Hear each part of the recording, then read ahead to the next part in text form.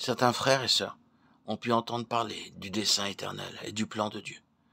Mais quand ils se sont retrouvés engagés dans la prédication de l'Évangile ou dans un quelque autre ministère, leur propos a probablement pu être le suivant. Je ne sais pas comment relier mon travail avec le plan de Dieu.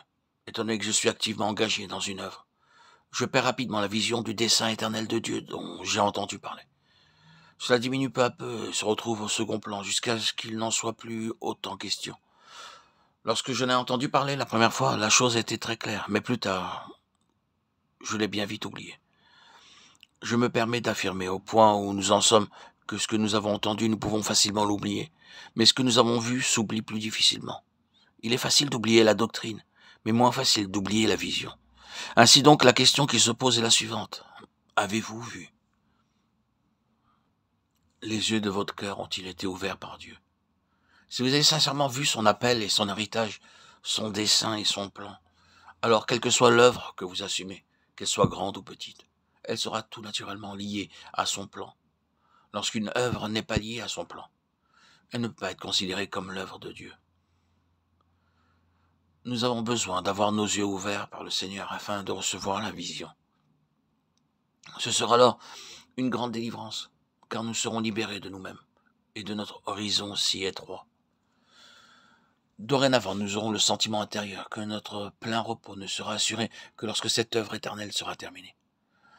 Aussi longtemps que le plan éternel de Dieu ne sera pas accompli, nous ne serons pas entièrement satisfaits.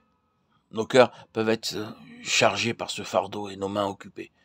Ce n'est rien comparé au désir de Dieu d'avoir cela. Même si ce qui nous est confié se limite à poser une petite pierre édifiée, cependant sur cette œuvre qui vient de l'éternité et qui est pour l'éternité.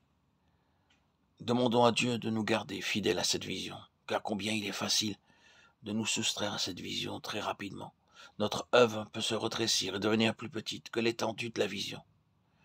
Il se peut que Dieu ne nous confie pas de grandes choses, mais il veut que les œuvres que nous accomplissions fassent partie de sa vaste entreprise.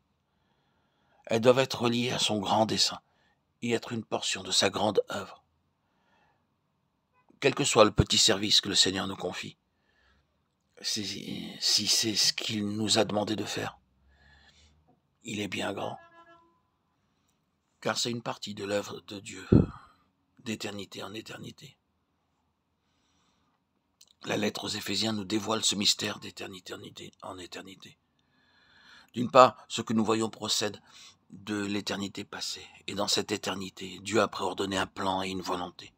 D'autre part, ce que nous y voyons, c'est aussi l'éternité à venir, et comment dans cette éternité, Dieu réalisera son dessein, obtiendra ce qu'il aura déterminé.